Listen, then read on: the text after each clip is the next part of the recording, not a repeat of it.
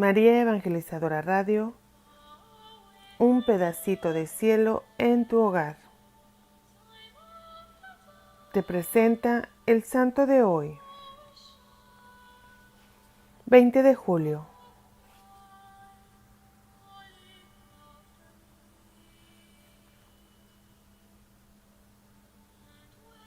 San Elías Desvita, profeta del Señor en tiempos de Ahab y Ocasias, rey de Israel. Defendió los derechos del único Dios ante el pueblo infiel a su Señor, con tal valor que prefiguró no solo a Juan Bautista, sino al mismo Cristo. No dejó oráculos escritos, pero se le ha recordado siempre fielmente, sobre todo en el Monte Carmelo, cuando sucedió allá en el monte llamado Tabor, la transfiguración de Jesucristo ante los 3 discípulos predilectos, Pedro, Juan y Santiago, dejándoles ver por un momento su gloria. Allá apareció Elías, entre los invitados, junto a otro peregrino de la montaña que se llamaba Moisés. Los discípulos los veían conversando familiarmente con Cristo.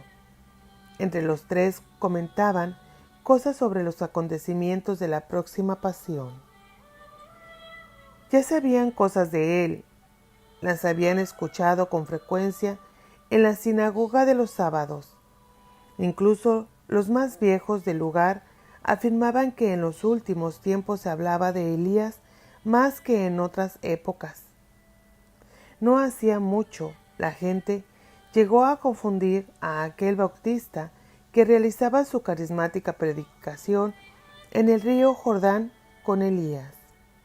Los mismos príncipes de los sacerdotes habían mandado a unos comisionados para que investigaran si Juan era el Mesías tan esperado, y al obtener una respuesta negativa, intuyeron que se trataba de alguna otra persona importante y hasta le preguntaron si era una especie de reencarnación de Elías o una aparición suya, puesto que se hablaba de que el gran profeta tendría que venir en los últimos tiempos.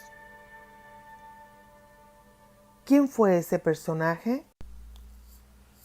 Los judíos de todos los lugares conocían bien sus portentosas obras que fueron parte de su misión.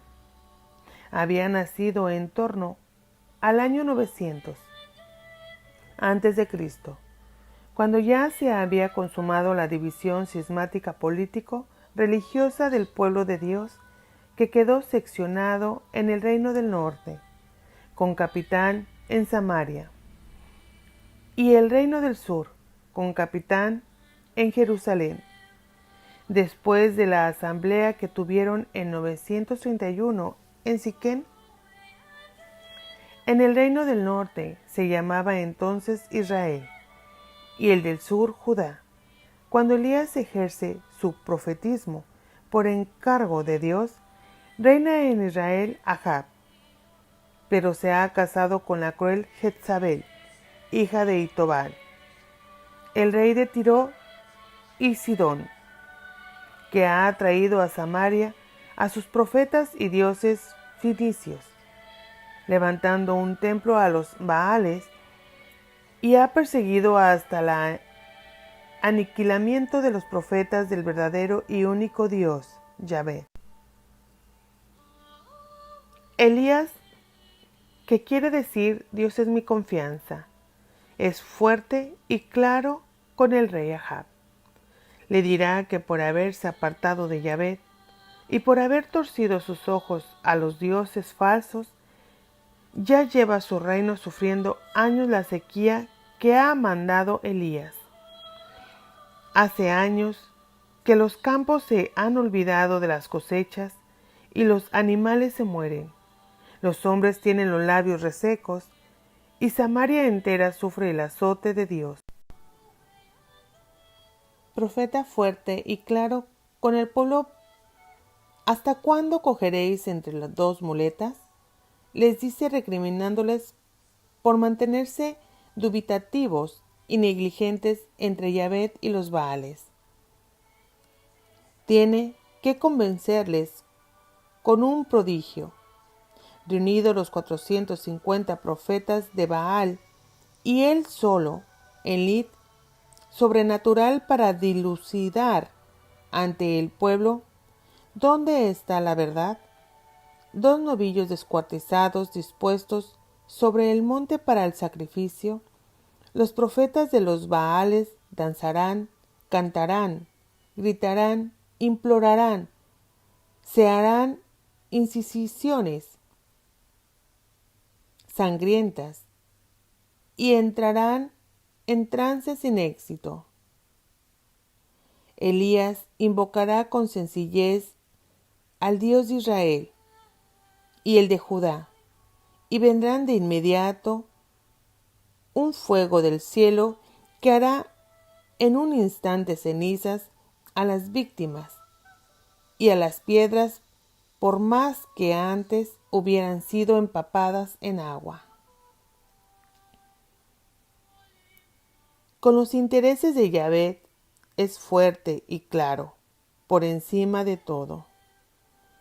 Los 450 profetas de los falsos dioses son pasados a cuchillo junto al torrente Cisón.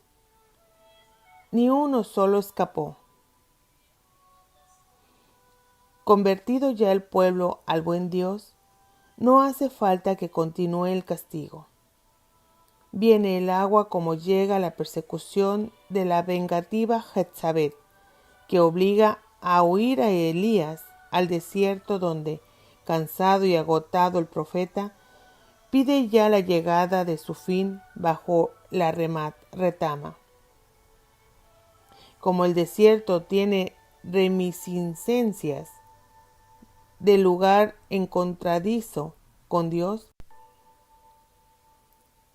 le viene el encargo de reponer fuerzas porque el camino a recorrer es aún largo para Elías. Hace faltar ungir a Jehú para rey de Israel y preparar a Eliseo como sucesor en el profetismo. Aún tuvieron tiempo para ver al hombre de Dios pasar andando el río Jordán golpeando con su manto.